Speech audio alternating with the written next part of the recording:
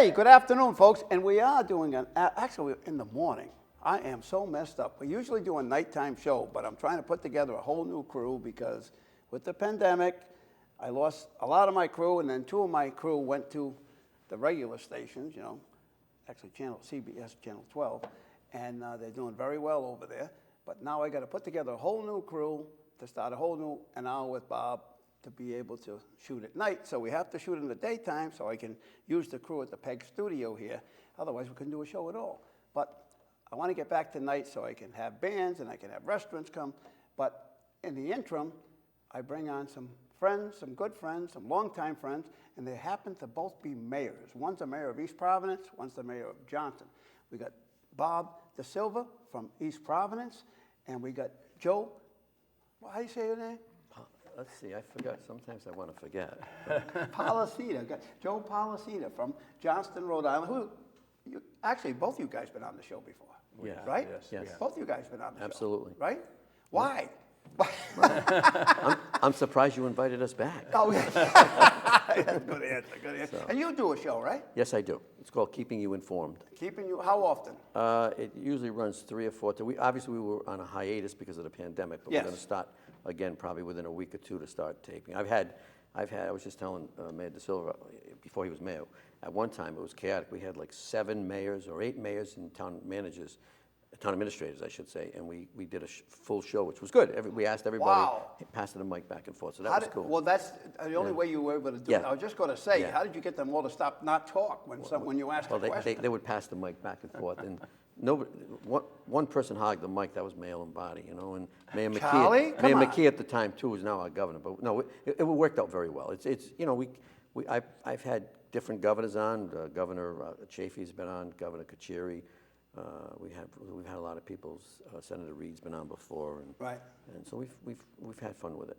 And we give information. So sure. And that's like this show. You get information from the show. People watching get information. Right.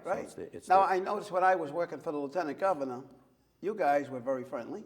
Yes. Yeah. And not only you and the lieutenant governor, who was the mayor of Cumberland for years, but also a lot of the mayors, you guys. Yeah, we work together closely, and I know we welcome obviously Mayor DiSilva, but we all work together closely.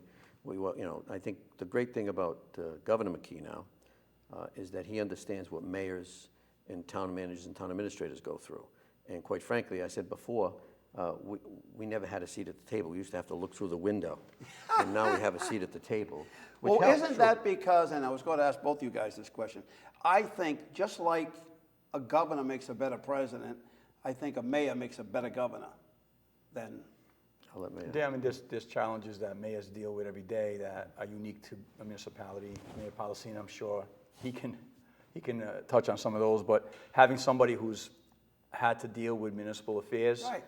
And both of you guys also have been in the legislature. Right, that's correct. Right? And that's actually helped out quite a bit too. Sure. So because you learn how the process handles, you understand the legislative process, which helps when you're a mayor, but having a governor who has a background at being a mayor, really, for me, I've seen a difference. Governor Raimondo did an excellent job, but Governor McKee, like Mayor Polisena said, there's a sense of communication between his team and our team. I text him, he calls me back. It's direct sometimes. Right, which you probably didn't get that much. Governor Raimondo was, she different style. Different style. She did a great job. Don't get me wrong, but Governor McKee, I like the accessibility. Right. And he does answer the phone.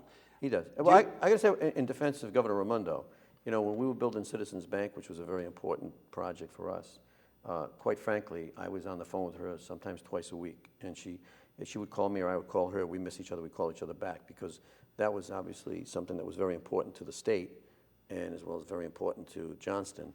It's the same way now. We have a very important project. I was going to get into that. It's going to be announced on September. Oh, I thought you were going to announce it on this show. No, I can't do that yet. See, people don't understand, and I think the mayor understands. So in order to get sometimes businesses in, they're very quirky. So I had to sign what they call a non-disclosure agreement. Yes. And a non-disclosure agreement says that I can't say what it is. Not that I'm hiding anything. Right. But they're not allowing you to say. Right, exactly. So it'll be vetted publicly, obviously before the council and for the public. But I will say this, that this project coming in, now everyone knows the name of it. We call it Project Schooner. But, not that I want to act... Project what? Schooner. Schooner. That's what it's named. And I don't want to act like Sergeant Schultz, I know nothing. But it's going to give the town of Johnston financial stability for the next 20 years. Really?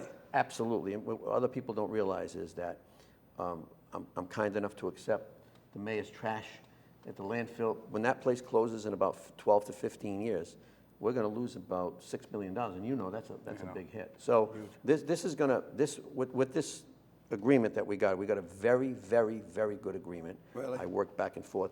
I kind of ground them down. The gentleman from... I'm not surprised. The gentleman from Schooner was a really good guy.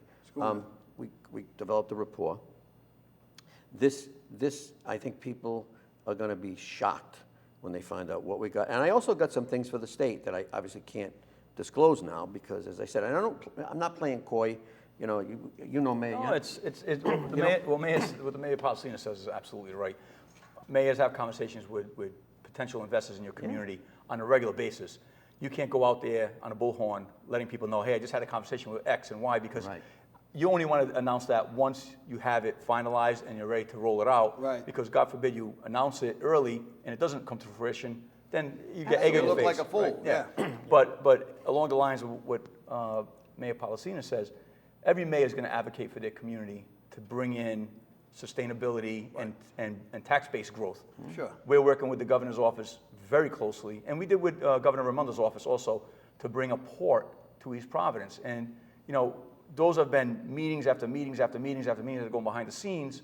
We're not ready to announce anything because we have nothing definitive to announce. But if that becomes a reality, that's a huge increase to our tax base that will alleviate the burden on residential homeowners, and bring high-paying jobs. Just like I have an idea of what Mayor Polisena is talking about in Johnston. As do I. And I think that's a great win, not only for Johnston, but for the whole state. For the whole state. Well, I'm glad you mentioned that. So this project is going to create between 1,500 and 2,000 jobs. Wow. And from what I've been told, about 300 to 400 jobs are between $60,000 and $150,000. The rest pay decent money, and benefits and profit sharing. And obviously, when they find out what the company is, it's nice to have profit sharing. It's also prestige too. Well, the fact that the company's here. But don't forget too, and I think that the mayor would agree, in his community, his constituents, a lot of restaurants are never coming back. So in the hospitality industry, we lost a lot of jobs. Yeah. And our residents need jobs. And this is a 1,500 to 2,000 job shot in the arm. And quite frankly, I don't think we have many corporations banging on our door to come in. Right. And that's 1,500 to 2,000 people coming into Johnston that are going to Yes. go to the local restaurants, the ones that have been there, support them during the day. Right. So these are all, that's a huge win. And that's what every mayor wants to do something like that for their community. I mean, we're lucky. East Providence has a lot of undeveloped land on the waterfront, which we're working very diligently to get developed. And that's in my questions too, by the way. Oh, you got a list of questions then? I do. I have my box here, but we won't get to that yet. This is my box I brought back from Thailand. In fact, you know who liked this? I have questions in the box, right? And I would have one of you guys or one of my guests pull out the questions. And you know who liked this? Been on the show once before, and he's coming on again, is the Attorney General. Okay. I ran into him at some function. I said, hey, you want to come on again? He's a He great said, guy. I'd love to come on. He goes, hey, you using that box? I go, why? He goes, I like that. I paid thought attention. that was cool. I thought that was nice. Paid attention, yeah. Yeah, because they know, first of all, you guys both know, and everybody who comes on my show knows, I'm not here to stab you. I'm not here to No, we know hit you with a backdoor question that's going to hurt you or embarrass And you can ask us anything you want. I mean, like I said before. And I know you've always said that. You always have said that, but I still wouldn't do it because that's not what I'm here for. The mayor in and my I, eyes. we're open books. I mean, I remember him in the legislature. He did a fantastic job for the residents of East Providence. He was an open book then. He's an open book now. Happens to be a dear friend now. I'm glad he's the mayor. We're really happy to have you. I love working with you, Joe. Into our club. And on top of it, both you guys had other careers before that. Yes. Like you Actually, were. we have both public safety, first responders. Yeah, Yes, yes. You're right. Yes. Are you an RN? Yes, I am. So I started off as a firefighter back in 1974, 75. I got on the fire department. Then during that time, obviously, I became an EMT cardiac, and I went to nursing school, and I started teaching at the Community College of Rhode Island, the EMT program in 1986. So I still teach now, but I teach at Roger Williams University. Where I went to, where I graduated. Yep. So I'm a registered nurse. I was very active in giving the shots the COVID-19 shots to our residents as well as our school children. I did that too with H1N1. So, as I have a master's degree, so I went on in education, but I did 22 years as a firefighter and retired, and I spent 18 out of the 22 years on rescue. So I was always in charge of rescue. Very commendable, because you could have taken the easy job. Yeah, or the easier job, I should say. I wish I was still there. I mean, at 67, I still feel I could do the job and ride the rescues and so forth. Run the rescues? It's hard to get it out of your blood. It really is. And you, how many years as a policeman in Pawtucket? I was a police officer in Pawtucket. I was hired in 1993. I did 25 years. It was a great experience. Retired as a captain. I think having the background that Mayor Polisena had, not only in the legislature, but also in his career as a first responder. Right. And myself, having my background in law enforcement and legislature, really did help with dealing with this pandemic. Absolutely. It really did. Absolutely. Because, you know, Especially the pandemic. it really did. And we've, I know Johnston's responded very well, East Providence has responded very well, and, you know, we're still responding to it. It's an ongoing incident. It's not over. I have to say something to you. Captain Potvin, your EMS, he is the best in the state. He is awesome. I tell you, we worked with him with some legislation that passed, and he's the chairman of our Ambulance Service Advisory Board. You're very lucky to have him. And also, I will tell you this, that Chief Quick, I knew him when he was this big. Really? Yes, I did. His father was on my job, and he was a young man, and he got involved, and Chief Quick is a very, very good chief. I have to tell you, you've got, I don't know much about your police department, so I'm not, obviously. No, exactly. But as far as Captain Potvin goes, and Chief Quick, you've got really two fabulous. I'll tell you, men. when I had a decision to make on who was going to be chief, Chief Quick stood out, and I was proud to make him our chief. And his advocacy for the community, for public safety, for first responders, plays out. Yes. Matter of fact, we're getting ready to add a fourth rescue. Oh, great. To our squad of 3. That's great. So we're excited about that, and that's because of his advocacy, and Councilman Brito, who's a councilman in Ward 1, who's been advocating for a fourth rescue. So we're excited to be doing that. So thanks to his leadership, he's got a great team. They're always putting in for grants. I mean, the fire department brings me money all the time. They're always bringing me money. So wait a minute, you're going to have 4 rescues in East Providence? We're looking at having 4 rescues. How many do we have in Pawtucket? I think they got 3, I think. Yeah. I believe so. We have 3. Quite frankly, and I commend you for doing that, Mayor. There's other communities that should put on more rescues without mentioning the community. Pawtucket's a much bigger town than Well, the thing size-wise. is, we send a lot of mutual aid, but quite frankly, a few years back, I stopped sending rescues to I Providence. remember that, yes. Because it was just more of less abuse. And They were taking advantage of you. Yeah, is what they I were think doing. Mayor Tavares was the mayor at the time, and we just didn't do it. And then they had to put on 2 more rescues. Well, we don't mind helping. It's the same thing, I'll be honest with you, and you can relate to this, Mayor. I already sent a message to Mayor Lawless that if he defunds the police department 10 Right. cents, we're Cut not him sending off, cut him mutual aid. off. Now, keep in mind, if a police officer is in trouble in Providence, I'll send 50 people. Yeah. But we're not going to do their calls. It's not fair to my community, and it's not fair to our men and women Not that your get jammed workers, up. it's not fair to Listen, your if he first doesn't- responders. No, if he doesn't defund the police, guess what? He can have all the mutual aid he wants, but if Right. he defunds the police 10 cents, we are no longer sending mutual aid. And as the mayor, and he's also in the same situation with Public Safety Commissioner, we oversee everything. Right. Because we don't have a Public Safety Commissioner. Right. So That's exactly right. I am not sending, I made that unequivocally clear, that if... You said that on the last show. Yes, I did, and I said it a couple of weeks ago on the Matt Allen show, that we are not going to, I'm not going to have my police officers running into the city of Providence. Once again, if he defunds the police, we stop mutual aid. However, if a Providence police officer is in trouble, I'll send 50 of our police officers to You're help. sending the cavalry, Absolutely. right? Yeah, and you know, along those lines, we have a different fiscal year than most municipalities. Our fiscal year runs from October, Well, actually that is November to different. October. That It's is different, right? So I had to introduce our budget just this week, and we're fully funding our police department. We're funded at 103 officers. The hard part, though, is getting people, right? So getting talk police about that. officers. That's weird. We should talk about that. And I'll tell you, we have a recruitment process going on right now, a recruitment drive going on right now. When will this air? When will this? Start Thursday. Thursday. So we have a recruitment process that goes until September 17th. We're recruiting new recruits to go to the academy, and Right. we're recruiting even lateral. You know, we'll take retirees from other departments. Right. Because it's such a short. It's I so started that years ago. It's so short. I mean, we've got our guys are getting held over 16-hour shifts all the time. That's too much of a drain. Wow. So we're at 103. We're going to be at 103 funded, and I think And we're how many only- do you need? How many do you think We you need? need about 20, 20? 22 Wow. officers. Now, the academy only allows each municipality so many to go. It's difficult. It's difficult to fill these positions, and we're trying everything we can. So we urge you to apply. There's a camera, right? We urge you, if you're out there There you are. and you're interested in public safety, consider East Providence, apply.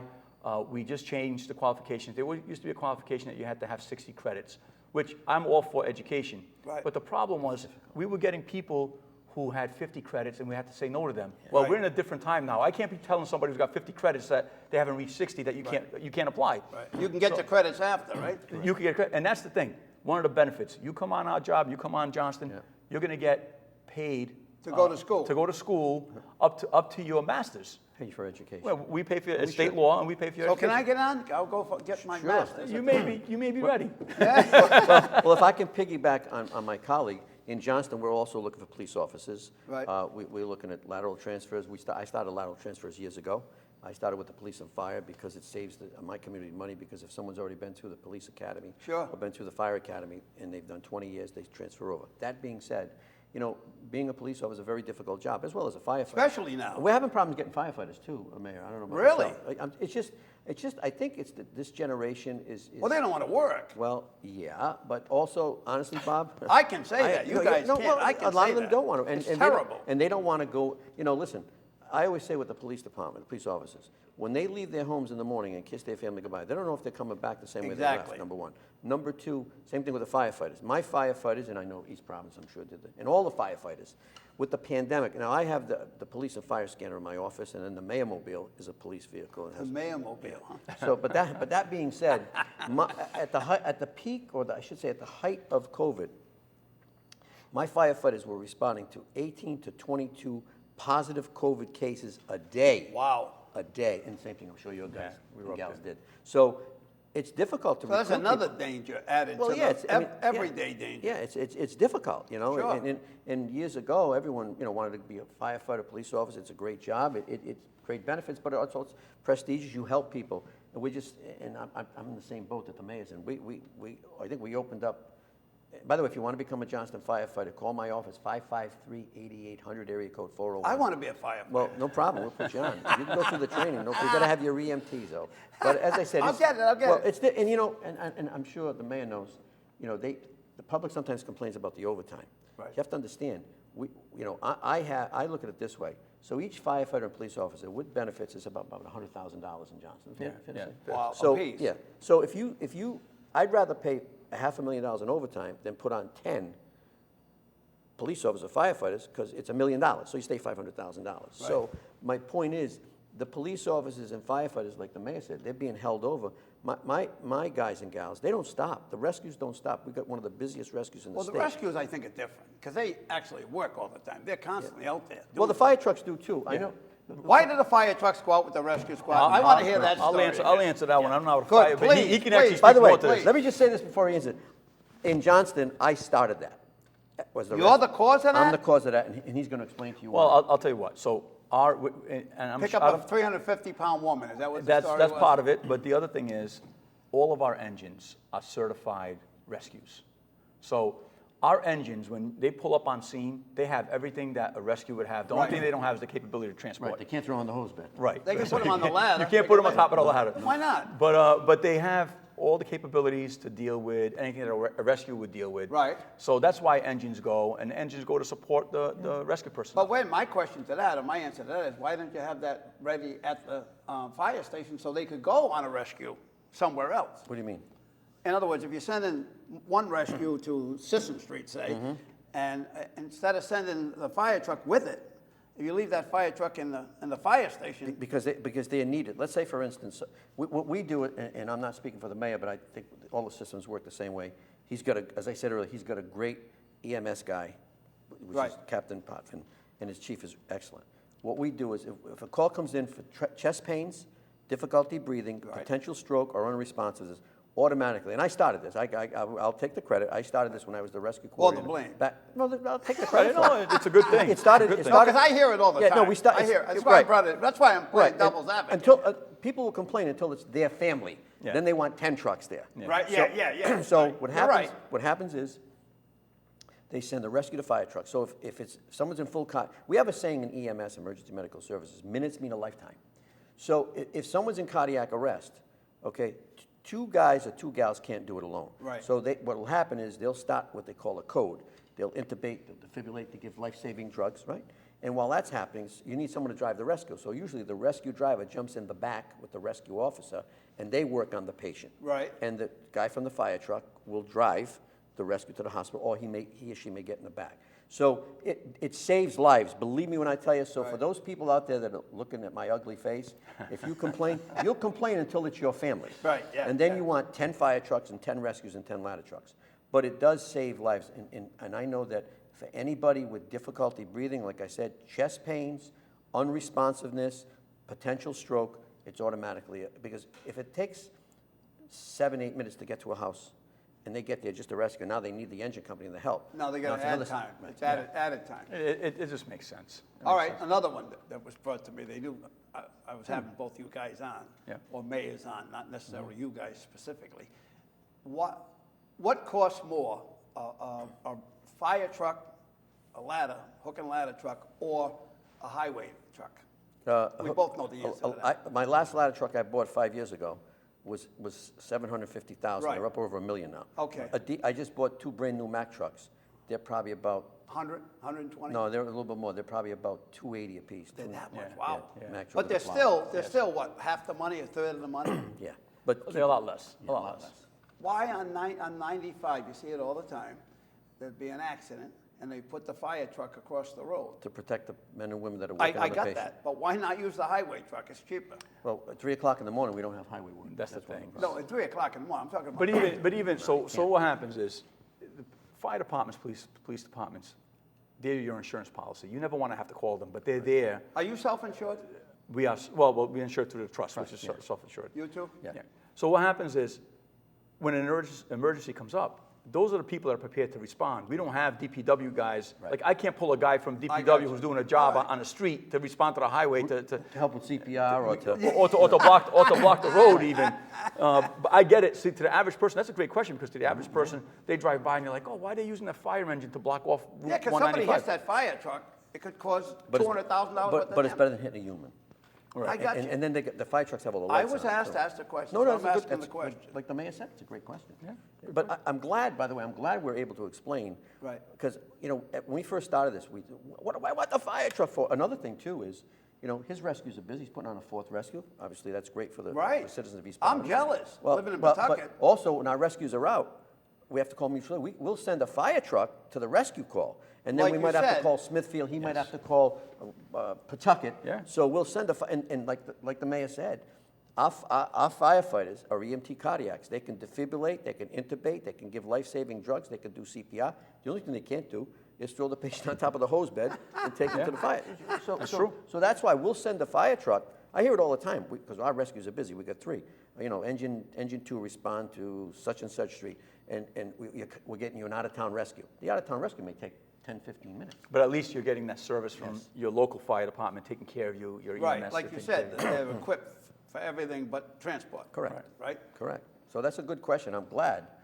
Actually, I'm ecstatic. We got that out there Yeah. for those people watching. And so next time they complain because they sent a fire truck and that's my tax dollars. But here's the interesting thing. So we've been looking at this 4th rescue for a while. What people don't understand, it's not just a matter of purchasing a rescue truck. Right. It's manning it. Exactly. 3 shifts. Well, we have 3 Two shifts. shifts or 2 whatever shifts, you whatever it is. So it's 2 shifts. You're manning it. So that's about $1 million added to the fire department budget, because you have to hire those extra officers to do that. What does $1 million do to East Providence, to a taxpayer? $1 million is like dollar? a fraction of a percent on the increase. No, I mean. Money-wise, Yeah. talking about Is it $1 to the tax rate, or $2 to the tax rate? annually for the average Probably home. $1 million, probably no, $1.50 to East Providence. Your annual tax increase to an average home, the median price Right. home, would be about $50 a year. So Okay. Oh, for all right. $50 a year, All right, for everybody, So it's you're probably getting half. an extra Yeah, rescue. and plus it could be lower because the rescues now, they bill insurance companies. That's true. So you get some money back. You're allowed to bill insurance companies, which you should, by the way, in the cities and towns, get some money back. For instance, what I do is we bill about $1.5 million a year. I put $1 million in the town budget, and 500,000 goes into a restricted receipts account. I buy new rescues every year. Somebody asked me that question too. If I call a rescue, what does it cost me? It doesn't cost you. In Johnston, if you're a Johnston resident, Right.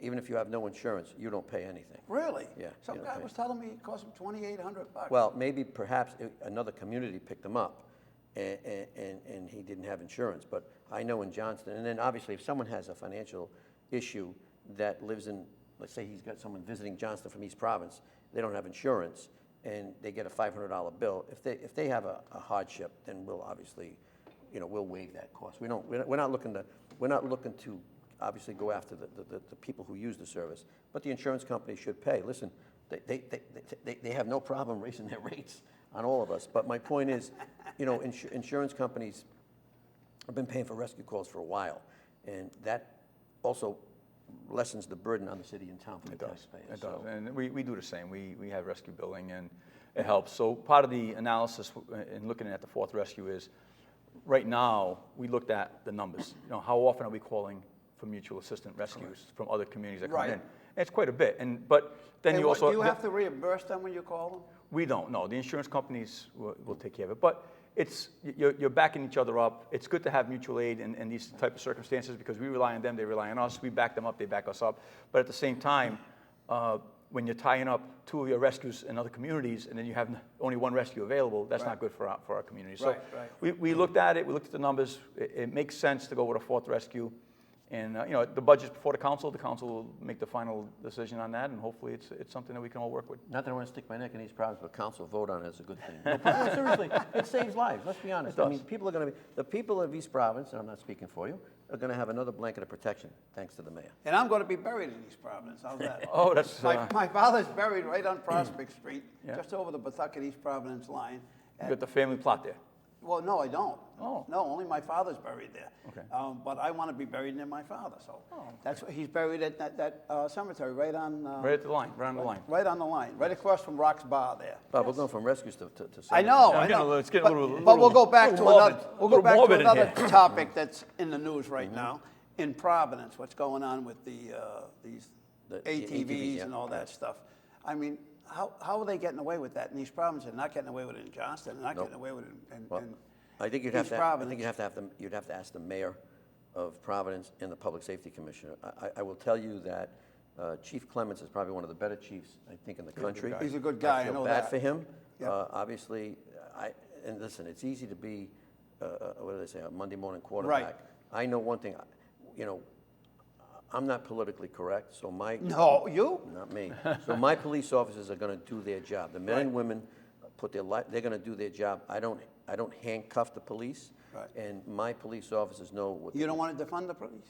Never, never. No, seriously. And the other thing too is we've already been working on things since last year when this first started. I can't say what we're working on, but we have because we surround. I mean, we're Providence borders us. Yes. And we are ready, willing, and able to do what we have to do to prevent that from happening in Johnston. So we've seen a little spillover coming over the Henderson Bridge Henderson Bridge, George Bridge. Washington Bridge. But what we did is immediately we adopted the ordinance. That Providence has a really good ordinance on the books, and so does Cranston. We adopted their ordinances. Council passed it without a problem. It gives the police department the tools they need to deal with it. Our police department has a mandate to enforce all laws, so we're not gonna turn a blind eye to that kind of stuff. So Providence isn't enforcing the laws that they have? I mean, I don't know what they're doing and what they're not doing, but they have a law on the books that allows them to seize unregistered ATVs. Well, they did that for a while. They picked them up and they crushed them, which I thought was a little What's really disturbing is the day that they pulled that woman out of the car and gave her a beating. unbelievable. That's, to me, Unbelievable. that's anarchy. Yes. And quite frankly, Yes. I was stunned because that could be my wife, my daughter-in-law. That's right. I mean, that's disgusting that they would do that. One thing, they want to raise Cain and drive all around, not that I condone that, but because the woman, from what I read in the paper, she blew the horn twice because the light changed and they didn't move. They pulled her out and gave her a beating. I mean, Right. Are you kidding me? A savage beating, too, not just a slap here or there. My question is, someday they're going to pull someone out of a vehicle. He's going to have a gun. They're going to pull a 45 and then now what happens? That's not good for anybody. Right. But I feel bad for that woman, and I know someone who was who was a nurse coming home. This was last year. She was at a red light, and they went by. As they were going by, it was about 12 o'clock, 12:15 in the morning. They kicked the whole side of her vehicle. Right. So I mean, it's just, that's... I mean, Providence is our capital city, and it's a place that we all frequent. Everyone in the state frequents it. I was just going to shake my head too. I tend to frequent it, and you me. want to feel safe. And honestly, Right. with some of the stuff that's been going on, where innocent people are being targeted and being caught in the crossfire, that's scary stuff. You know, and I'm hoping that Providence Police and the administration there will be able to come up with a plan to bring it under control. But it's to a degree out of control right now. And how the capital city goes, how we all go, I mean, they are the capital city. We don't want to see them fail, but they need to do something because, as I said, I'll be honest with you, a couple of weeks back, the tax bills hit the street, so people come in, a lot of people in Johnston come in, as you know, in these problems, and they pay in person, and they're all saying they're not going to the restaurants, and quite frankly, I have basically, maybe it's a poor choice of words, forbidden, but I said to my family, not until things calm down, because, you could be, and as a police officer and as a firefighter, we've seen people You've seen the worst of the worst. The innocent people, the wrong place at the wrong time. Right. That college graduate, that woman who was that was a heartbreaker right there. Which one? The one who got shot. The poor woman who Oh, yes. just had Right a, over on Coyle Ave, off of Coyle That was Ave. terrible. That was sad. I mean, look, those type of tragedies, they hit home because I'm a father. I've got kids. I've got a 20-year-old son, 15-year-old son, who's, by the She way, just graduated from college, just had to get her master's degree, didn't she, that woman? that woman had just gotten a master's degree. And when you see stuff like that hits home. But like I said, I can only speak for East Providence. East Providence, we have a very good police department. We have a lot of support from the community. We're fully funding the police department. We give them the best equipment. Right. I mean, they've got the tools they need. The problem we have right now is we need more officers to apply. Well, you know what's funny you say that. My next door neighbor, kid is an Adonis. I mean, he's in perfect shape. He's about 30 years old. He's applied to several departments. Well, tell them to check out East Providence. Can I say something, though? Here's one of the issues we have. So we send everybody for a drug test. Right. So everybody and their brother and sometimes their mother smoke pot. I'll give you an example. So we were trying to put extra people on DPW. It stays in your system a month, right? Yes, it does. So for DPW, you have to have a CDL. CDL CDL, license. yes. And of course, they spot drug test you. So Right. I had someone where this person, I always wanted to work for my community. So I said, great. So I sent him for a drug test, and I sent him for a BCI. He's passed the BCI. So I get the drug results back. I said, I got to send this guy for rehab. I mean, he had cocaine, he had meth. Oh, so, no. So you can't, it cost me money, it cost the taxpayers money to do the drug test. So my point is, that's another problem too, I think, Right. too, that even people applying for police and fire departments, they're finding traces of marijuana. And I mean, listen, guys and gals out there, if you want to become a police officer and a firefighter, which is a great job, You can't can't smoke smoke. pot. Nope. I can't. And you can't have a medical marijuana card either. That's another thing. I think part of the issue is what people need to understand. When you choose the life of being a first responder, either working for a fire department or working Or for a the police police department, it's a lifestyle choice. Sure. It really is a lifestyle choice because you don't hang up the badge at the end of the day, or you don't hang up the fire helmet at the end. You're always, everyone in the community knows that you're a firefighter, you're a rescue lieutenant, you're if you're a neighbor or they something. know who you are, right?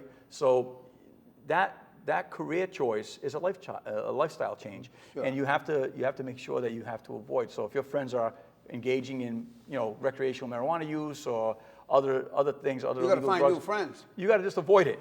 Right? gotta No, you avoid got to it. find new friends. Well, You one, can't- one of the other things, of course, I still teach EMT, and we talk about that, and I say, listen, stop and think, close your eyes and think of somebody that you really love. Would you want someone coming to your house with somebody that is under the influence of marijuana or alcohol taking care of them?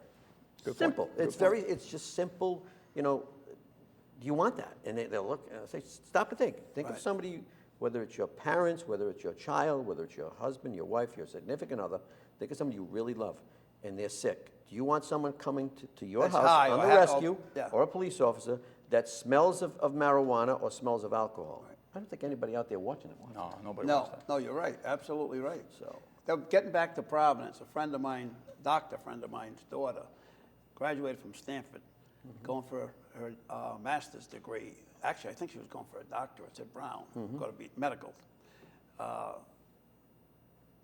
She's coming back over the Memorial Boulevard there. She lives on Benefit Street with her two girlfriends. It's about 11 o'clock at night. They get accosted by 3 guys. They want to rob them. So the girls are scared. The 2 girls give up their $20 or $30 each. My doctor's daughter doesn't. They beat her so bad, they busted her eye socket. I think they busted her jaw too. I mean, they messed her up so bad it was terrible. You know what they got off her? $20. That's for ridiculous. $22 or something like that. It's a shame that kind of stuff happens, and it's a shame it's happening this close to home. My advice to anybody out there: your life's not worth $20, even $1,000. Give whatever you have, give it up.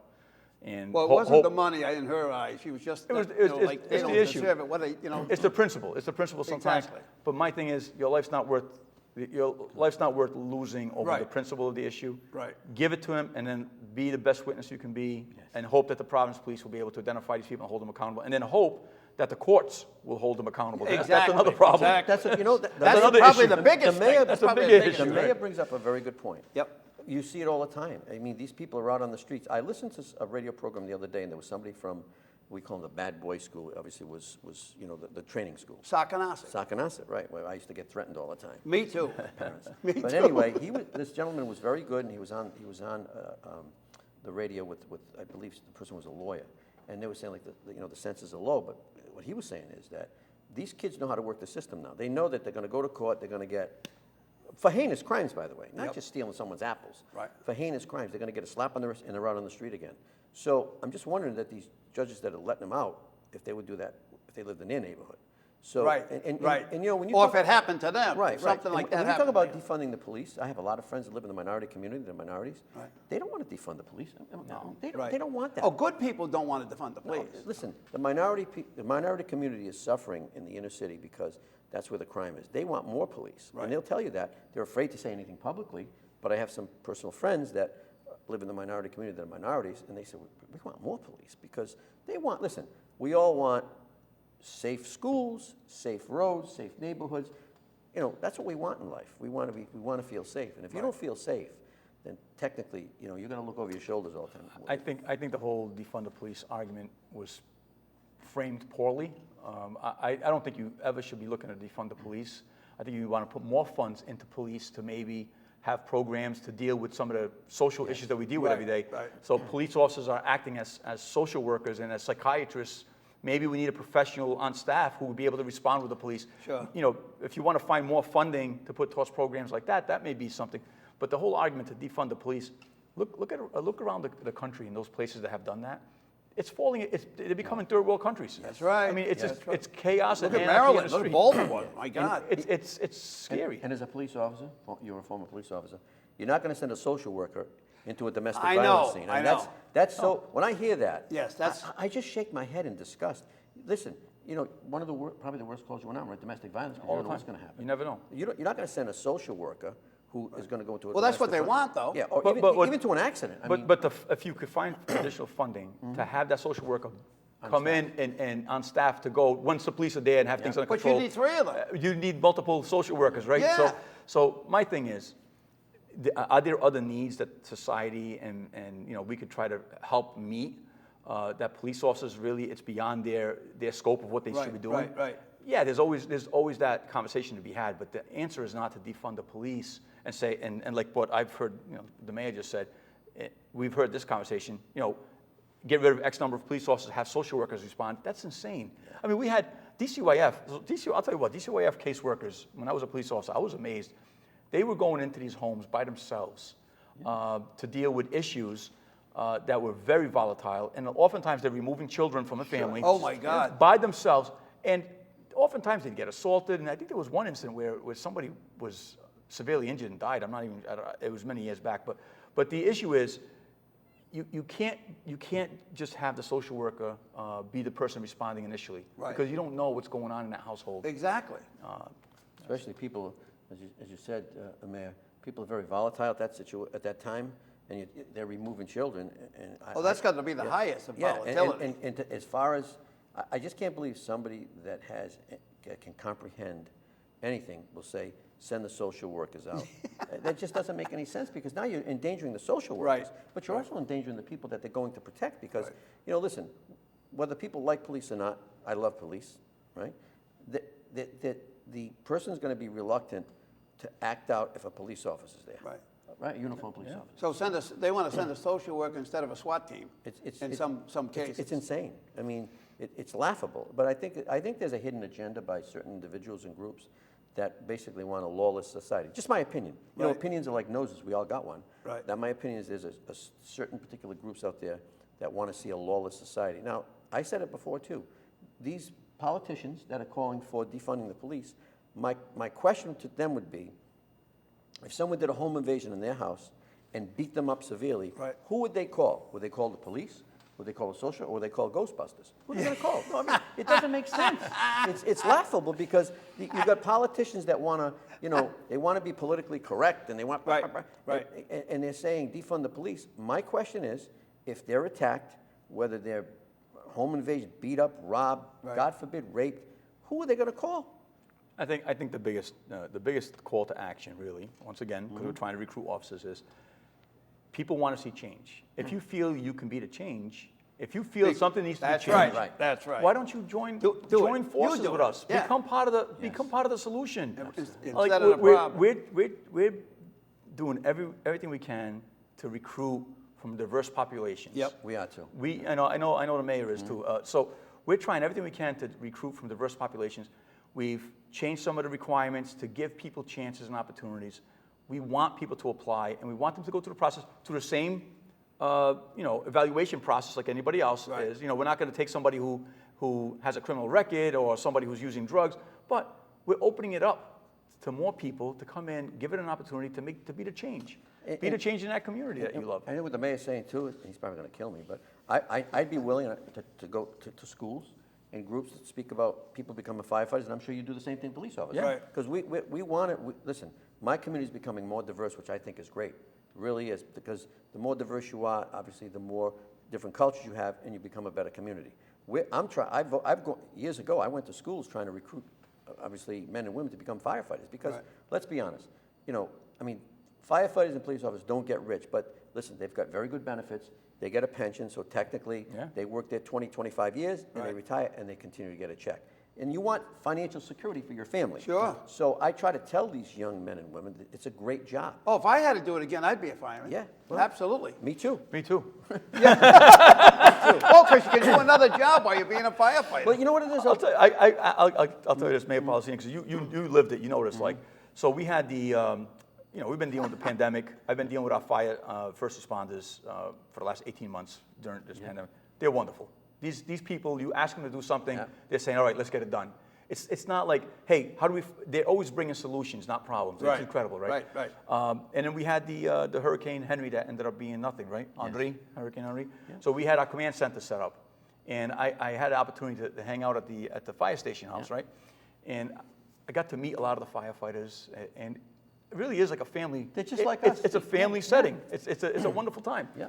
But so we really enjoyed it, and I'll tell you, it's a great opportunity. If people want to get into being a first responder, police, fire, it really is like a family setting, you know? And to those, I don't know if they call them guidance counselors anymore, I'd be glad to come into your schools, no matter where it is. Yeah, And speak likewise. and speak to the young men and women, especially the seniors that are looking to do something, to speak to them about becoming a firefighter, or even, quite frankly, a nurse. I mean, I've been in the medical field. I've been a nurse since 1985. Wow. And it's, I'm proud to be a nurse. I'm proud to be a former firefighter. I teach EMT. But I'd be glad to come into the schools and speak to those children, whether they have career day or not, and I'll even drag the mayor in. I'll be happy to join you. On a police officer. No, speaking I'll as a be police happy to officer. join you. Because they're great jobs. They really are. They really and are. you help. It's so self-rewarding. You help people. I mean, I probably delivered maybe 8, 10 babies in my career. Really? Yeah. I mean, he saved people's lives. I mean, it's not all about police officers pulling their guns. They help people. You help people. And it's the same thing with firefighters. You help people. When I first ran for office for Senate way back when, it was myself. My son was 5 in the carriage, and my wife, because nobody wanted to come near us because I was running against an incumbent and beat him, by the way. Right. I figured out probably 60 to 65% of the doors I knocked on, I either delivered their baby, resuscitated their mother or father, or pulled a cat out of a tree. So people knew who I was, and I beat an incumbent, which was very difficult. Right. But my point is, I'd be willing to go to the schools, whether it's in the inner cities, the suburbs, and speak about these are career opportunities. And as I said, I'm going to drag my friend in, the mayor. No, and he can it's speak on life-changing. police officers. No, it's an opportunity to really change your life. I'll give you an example. My family immigrated to this country from the Azores. They were, not of great means. They What worked island in the Azores? from San Miguel. San Miguel. And they went to work in factories. So I was a little Portuguese kid growing up in Providence. Yeah. And I saw my neighbor, who's, by the way, Ray Hull. Representative Ray Hull was my neighbor, right? So so I used to see him come in as He's a great guy. He used to come in in his Providence PD car, his brown and white back in the day. Remember those? The brown uniform. And I used Brown and to white. see him, and I'd be like, man, I'd love to be able to do what Ray does someday, And lo and behold, that became ingrained in me. I wanted to do it, but that really gave me an opportunity to uplift myself and my family because of the resources and the education, the training I received being a police officer. So I went from first generation born here, from an immigrant family, to now somehow I became mayor of East Providence. I don't know, but That's a great thing. That's great for the citizens. but it all Now, you're the comes back. first mayor of East Providence? The first elected mayor. That's So right, because it wasn't a mayor before that. used right? to be a city manager. City manager. But I attribute a lot of that to my opportunity given to me by the city of Pawtucket to be a police officer there, Right. and the experiences, the training, the education, and now I put 25 years in. When I left, Mayor, I knew I was coming in to be mayor. I had been elected already, and then I retired, and it was still difficult to leave. Really? It was difficult to leave, knowing I was coming into a new career. Right. New But town. a New city. a new city that I've been living in. But it's, to me, it was a whole new career, a whole new job. But I felt that like leaving that after having been 25 years there, it was difficult. It was It's difficult. like leaving your family. It really is. It really was. It's funny, when I first got on the fire department, my first paycheck, and I remember this vividly, I got the paycheck, and I took home like $69. And this was back in '75. So I go down, I said, I think they made a mistake in my, she said, so go to town hall. I go down there, so the finance director, they made a mistake. He said, no, it's all here. I said, are you crazy? Took off his glasses. I said, son, you took the job, you're crazy, have a good day. Really? Yeah. But, I mean, it wasn't about the money, right? 'Cause, I mean, listen, the firefighters and police officers now, they're not getting rich. They're not becoming, but listen, and if Comfortable. they're comfortable, Yeah. it's a comfortable living, Right. but it's very self-rewarding, but also, it's a career that they'll always have a job. Right. all They'll be able to provide for their family. And once again, when they work overtime, they're working. They're not stealing their money. They work overtime, They're working and they're for it. away from their families. How many? Yeah. I mean, my wife had to be Mr. Dad because I missed so many baseball games with my son and football games. True. Right, and you did the same thing True. because of the hours, working holidays, nights. And And it's so things have changed though. And I got on 93. You got on in 70. 74, 75, 75. So when I think went to I was 6 years old back then. I'm thanks. just saying. I mean, the guy looks like he's younger than me. But I think I was 6 years old back then. But the reality is, things have changed. There was a time in '93 when I was hired, we couldn't wait to get the call for overtime. Yeah. Like our officers, we used to say, hey, where are you on the list? I'm next. Oh, you're lucky. You wanted to get the overtime. Today, it's not so much. People value time with their families. Absolutely. This younger generation really values time away to spend time with their families and at home and stuff like that. So getting people to work the overtime is not always as, it doesn't come with these big smiles anymore. But Because they'll do it. They'll do it. But the issue that we're having right now is we're forcing people to work. And I don't like to force people. We don't like to force people to work overtime because they're doing it, not at their will, at their will. They're being asked to do it. They're being forced to do it. So that's why we want to bring up our level of police staffing in the worst way. And I can't keep reiterating it enough because we're trying. Go on our City of East Providence. It's eastprovinceri.gov. That's our city website, eastprovinceri.gov. You can go find me on Facebook, find the City of East Providence on Facebook. East Providence Police is on Facebook. We can find them on social media. And please consider joining our team. And I'll say the same thing. I'm not on Facebook, obviously. You're not on Facebook? Not with this You haven't face. got that far, huh? No. But you can call my office at 401-553-8800. I'll personally talk to you and hook you up with Chief Joe Raza. And as I said, if you're interested in becoming a police officer, we'd be glad to interview you, and you go through some testing. And you will have a drug test, absolutely. Yeah. And you will have a BCI. Stay away from the pot. Well, that's another issue too. That you smell it now all the time when you're driving. My concern is because I used to when I was a senator, I put in a lot of the DUI stuff legislation to kind of curb it. But I think my concern is, now that I have a grandson, I'm very concerned, is that these people, once they legalize marijuana, these people are going to be smoking, they're going to be driving their cars stoned. Right. You're going to see innocent people die. Exactly. Die. And that's not good. So I'm hoping that. And it's as more to General difficult. Assembly- It's more difficult to prove it with the. It is. Right. It is. I But think they're developing ways to do field sobriety tests, I believe, on the side of the road. But it's new technology, and not everyone has it. Correct. So the mayor is absolutely right. You know, as this, we see the trend where it's going. Okay, and if it becomes legalized and fully Nationally, recreational yeah. nationally, and even here in the state, if that becomes the case, I know Massachusetts, Connecticut, they both authorized recreational marijuana. We're sandwiched between them. Our fear, and I know because he's a first responder, he's seen the horrible accidents that result from people being drunk and driving under the influence. Impaired. Same thing, yeah, impaired. It could be anything. I mean, Right, yeah. Marijuana will definitely impair your driving ability, okay? And as will a lot of prescription drugs that are out there, Yep. a lot of other illegal drugs, and alcohol, of course. And nothing's worse than having to go tell a family member that your child was just killed in an accident Yep. because some guy wasn't responsible, got behind the wheel impaired. So we want to prevent that in any way, shape, and form. and that it is a it's gateway. possible. I've spoken to a lot of people from the social worker community, and they're concerned because it is a gateway drug. I'll give you an example. So there's a person in my family who started smoking marijuana, and it led up to other drugs. And quite frankly, one night in September, I went to my mother's home, found the person dead, and did CPR on him. Brought him back, but my point is, it is a gateway Wow. drug, and there's concerns with young children. So, I mean, I understand adults have the right to do what they want in their own home, but it's a gateway drug, and that's one of the concerns a lot of these. But some people, they say it isn't. You talk to a lot of these people, they say it is. I believe it is, but they say it. course. Most people say, many people, I should say, not most. I mean, I live in a tougher neighborhood. He knows where I live. They would say, they would argue that it's not a gateway drug. Well, I'm just a nurse, but as I said before, I think after if you want to, not everybody, you want to get high, and you don't get certain high anymore, you go on to something else. And Right, I've spoken right. to a lot of members from the social services community, and they have concerns. And if they do legalize it, they should have a lot of programs ready for these people that they're going to help these people if they get hooked and if they have issues. I think that has to be part of the conversation. Is just like gambling, too. I mean, like they have programs for gambling, gambling. alcohol. Alcohol is the biggest, the drug that kills more people nationwide than any Yes. other drug, right? Good point. So you know what's going to happen. There's people who are addicted to alcohol, and we have to counterbalance that with programs to keep people from being addicted. You know, you need responsible consumption, and that's what you hope for. If this ever becomes something that's legalized, where it's recreational marijuana will become legalized. Hopefully there's something in place to deal with the adverse effects that it can cause in society. Yeah, because some people are just addictive people. They're just, It their happens. nature. We understand that. I must say though, I do know people that use it for medicine, and It works. It works. It's amazing. I don't have a problem with that. Yeah. As a matter of fact, years ago, myself and at the time Senator Perry, we put the first medical marijuana bill in. Yeah.